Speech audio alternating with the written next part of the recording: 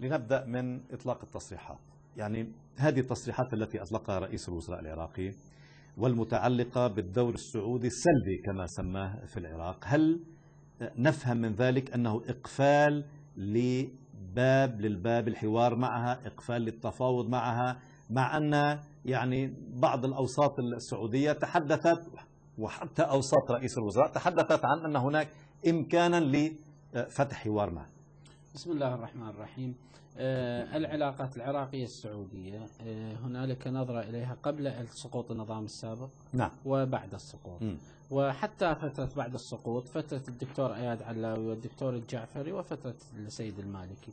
المالكي عندما بدأ بداية استلامه للحكم قام بزيارات مهمة إلى المنطقة، إلى الجمهورية الإسلامية وإلى المملكة العربية السعودية في 2006، وكان انفتاح عراقي من القيادة العراقية على المملكة العربية السعودية، وكان إصرار عراقي على أن تكون العلاقة، ويجب أن تكون العلاقة العراقية السعودية علاقة متينة، لأنها هنالك حدود كبيرة بين العراق والسعودية، هناك تداخل عشائري.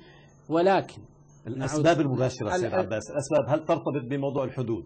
هل ترتبط بالموضوع الأمني خصوصا بعد التفجيرات الأخيرة أنا التي لا حصلت واستند إليها؟ الموضوع ليس موضوع له أبعاد أكثر من ذلك. أنا أتصور مع كل الأسف يعني نعم.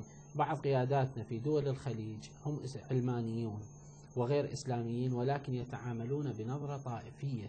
يعني صدام حسين دخل إلى المملكة العربية السعودية، نعم، وقتل الآلاف، وبعدها سامحوا صدام حسين وسامحوا عزة الدوري وسامحوا. يعني أنت تلتقي مع الكلام الذي قال أنهم دعموا نظام البعث وهم الذين أوصلوه؟ يعني هذا بالتأكيد. يعني الحرب على الجمهورية الإسلامية، وفي مرحلة من المراحل 10 مليار دولار دفعت المملكة العربية السعودية إلى نظام صدام حسين من أجل الوقوف بوجه إيران. كلها نحن لا نريد أن نخوض بالتاريخ، نحن نقول الجمهورية الإسلامية في إيران والمملكة العربية السعودية هي ركيزتان في المنطقة. يجب أن تتحسن العلاقة العراقية السعودية، ولكن على من يدير الملف الأخوة المملكة العربية السعودية أن لا يتعاملوا بعقلية رجل الصحراء الذي يكن الحقد. هنالك بوادر حسنية كثيرة قامت بها الحكومة العراقية. على كل حال الأمر متروك لمن يدير هذا الملف. طبعا تقصدون هناك أكثر من جهة تدير ملفات مختلفة في المنطقة، لعل الذي يدير ملف العراق